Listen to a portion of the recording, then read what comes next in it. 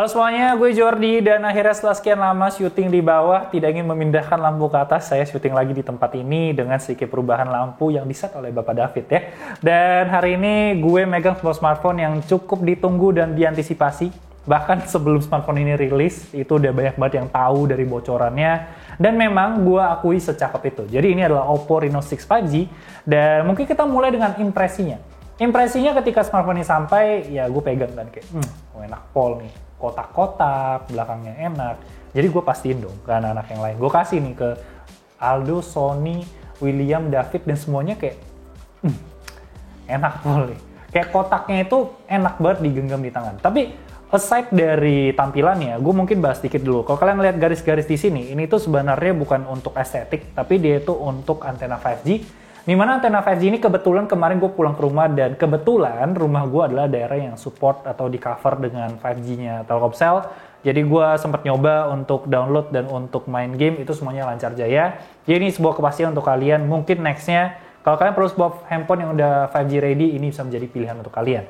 Nah, desain dari smartphone ini selain dia petak-petak begini dan juga feel belakangnya enak, warnanya itu seperti biasa si Oppo itu kan emang dari dulu punya namanya Reno Glow. Dimana Reno Glow ini itu ngebuat warna itu indah sekali. Dimana gue pegang yang elegan, itu yang stellar black. Kalau kalian mau lebih anak muda kayak es krim walls yang rainbow, nah itu ada yang warna aurora. Jadi selalu ada dua pilihan untuk kalian dari si Oppo ini. Feels yang enak digenggam ini juga berhubungan dengan masalah power buttonnya yang on point banget. Karena emang dia itu powernya di kiri. Sebenarnya standar sih. Volumenya di kanan, terus bawahnya itu ada Type-C, ada mono speaker, sayangnya belum stereo. Dan juga ada tempat SIM card yang udah dual SIM, cuman kalian belum bisa untuk expandable storage-nya. Nah, feels yang enak tadi juga sekali lagi karena dia itu beratnya cuma 182 gram. Ya, maksud gue udah mulai biasa untuk sebuah smartphone itu ringan. Terus dia punya ketebalan tuh di 7,59 mm. Dan pasnya lagi, dia itu menggunakan layar 6,4 inci yang emang pas banget digenggam di tangan. Kan bisa lihat kalau gue genggam tuh emang feels good man. Itu tuh emang beda banget. Nah, ngomongin dari smartphone ini sendiri, untuk dari layarnya sendiri, dia juga udah AMOLED 90 Hz.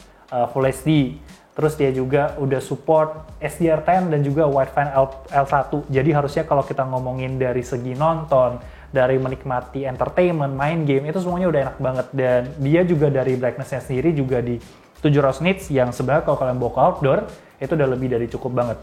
Satu poin penting yang harus kalian tahu kalau kalian punya flat design begini, itu adalah gak akan sering ada miss swipe dari handphone-handphone yang edge kayak si Fan S3 Pro ini, karena kan dia edge design, sekarang ini flat, jadi ketika kalian main game pun nggak akan miss touch yang terjadi dalam permainan.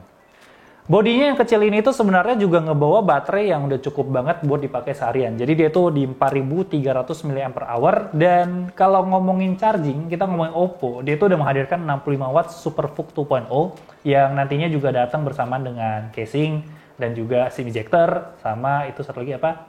Earphone-nya itu ke Type-C, jadi walaupun di sini nggak ada 3.5, kalian tuh udah dapat earphone di sini. Walaupun saya tetap menyarankan Oppo Enco Buds W31 itu lebih enak. Jadi kalau kita ngomongin 65 watt tuh emang jadi salah satu fitur yang membuat gue tuh cukup menempel sama brand yang satu ini dari dulu. Kalian bisa lihat gue pakai X2 Pro, X3 Pro, dan ini menjadi salah satu smartphone favorit gue selanjutnya dari si brand Oppo ini. Oke, karena kita udah masuk ke bagian dalamnya, ke dapur pacu 4300 mAh, 65 watt. Terus untuk SoC-nya sendiri dia menggunakan Dimensity 900 yang MediaTek, dimana mungkin akan banyak yang ngerasa, karena kan gue nggak tahu harga ya. Ketika harga di review kan pasti ada yang bacot gitu kan. Ini harga segini, masa baru dapat segini? Itu sangat sering terjadi, tapi baik-baik lagi untuk daily usage, Twitter, TikTok, Facebook, Instagram, ngobrol, stalking, itu semuanya aman banget, adem banget. Nanti kita akan lebih brief lagi untuk game di bagian bawah setelah ini. Terus kita ngomongin dari RAM-nya sendiri, dia di 8128 dan expansion-nya itu sekarang bisa sampai 5GB. Jadi kalau ROM kalian tuh nggak terpakai, itu bisa dilempar ke RAM biar kalian bisa multitasking lebih enak lagi. Terus Android 11 tentu aja based on terbalik. ColorOS 11 based on Android 11, dimana ada salah satu fitur yang dimana game assistant ini tuh gue cukup suka karena ada sedikit upgrade yang berbeda kalau gue bandingkan dengan ColorOS sebelumnya yang pernah gue coba. Nah, ngomongin spek tentu aja kita ngomongin angka. Buat kalian yang peduli banget dengan angka, Antutu V9.1 ini skornya itu di 421.214. Dan kalau kita ngomongin tadi yang gue bahas sedikit masalah game assistant ya, Jadi sekarang game assistant-nya sendiri itu mungkin gue coba nyalain biar bisa kelihatan walaupun nanti tetap akan ada b-roll. Game assistant-nya itu sekarang tuh lebih slick. Jadi dia itu lebih kecil ke kiri dan selain itu dia itu bisa akses yang namanya WhatsApp, Messenger, Facebook, sama Discord. Jadi ini buat gue tuh kayak menarik banget. Kalian tuh kan perlu banget namanya in-game voice chat sama teman-teman kalian ya. Cuman make sure kalau kalian pakai Discord ganti input sama outputnya itu ke speaker. Jadi ketika kalian begini atau ada tangan kalian itu nggak bikin layar kalian jadi hitam. Jadi menurut gue ini menarik banget karena kalian tuh sekarang bisa sambil Discordan sambil main game mobile sama teman-teman kalian. Layaknya kalian lagi main sebuah game PC.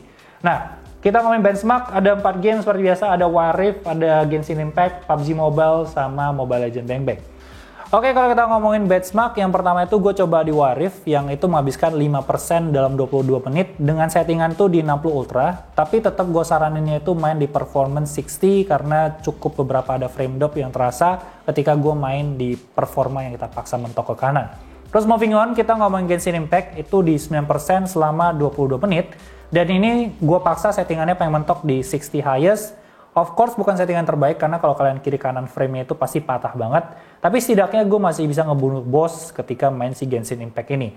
Terus ada Mobile Legends di 5% untuk satu match di 13 menit pada konfigurasi high frame rate high dan itu belum bisa ultra. Terakhir itu ada PUBG Mobile yang of course gyro-nya nyala dan gue main satu match itu di 23 menit. Dan itu menghabiskan 5% untuk settingan grafik di SD High. Itu udah paling mentoknya. Kalau kita ngomongin dari selama gue main, sebenarnya yang terasa itu cuma hangat-hangat dikit aja. Jadi gue rasa bukan sebuah letdown juga kalau buat kalian yang main game di smartphone yang satu ini. Cuman paling kalian harus lebih tahu diri ya, tahu posisi kalau nggak boleh mentok-mentok banget untuk mendapatkan frame rate setinggi mungkin, sestabil mungkin buat bisa menang di game ini. Oke, moving on kamera, dia punya kamera 64 megapiksel sebagai kamera utama, terus 8 megapiksel sebagai ultrawide dan 2 megapiksel sebagai makro seperti biasa, bonus. Terus kamera depan dia itu ada di 32 megapiksel dan kalau kita ngomongin hasil kamera sendiri yang tentu saja sambil saya bicara ini akan keluar gambar-gambar. Kalau kita ngomongin sebenarnya kamera-kamera sekarang itu untuk foto-foto yang daylight itu udah aman banget. Karena semuanya itu sebenarnya kalau kalian mau bawa ke Instagram pun udah oke banget. Cuman kalau kalian mau ngejar foto yang jauh lebih vivid atau lebih blast warnanya, lebih terang gitu warnanya, itu kalian bisa nyalain AI Color Enhancement-nya. Dimana kalau kita ngomongin ke low light, itu bisa dibilang sebenarnya selama kalian punya lampu jalanan sedikit sebagai pembantu, itu detailnya udah keluar banget. Tapi kalau kalian emang gelap banget, itu emang perlu waktu beberapa detik untuk dia ngambil foto per foto untuk digabungin menjadi satu foto. Tapi overall sebenarnya masih cukup oke.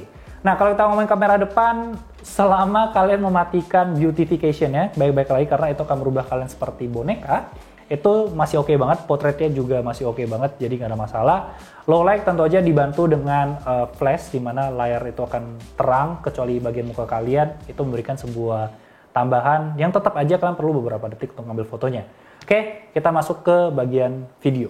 Oppo Reno 6 5G, sebuah smartphone yang bisa dibilang cukup mencuri perhatian. Desainnya premium untuk kelas mid-range-nya, mungkin salah satu yang paling cakep yang pernah gue pegang, flat design juga. Dan tentu aja kalau kalian mau ngambil smartphone ini, pertama yang harus kalian consider adalah kalian emang ngejar 5G, kalian suka sama desainnya, kalian suka sama ketika kalian megang smartphone ini, feel-nya enak. Dan kalian tuh bukan orang yang mengejar price to performance karena emang bukan untuk orang-orang yang ngejar spek untuk smartphone ini. Kameranya juga hitungannya masih oke banget, tapi tetap baik-baik lagi. Yang menjadi daya tarik utamanya selain chargernya yang sudah saya biasa gunakan gitu ya, itu adalah desainnya.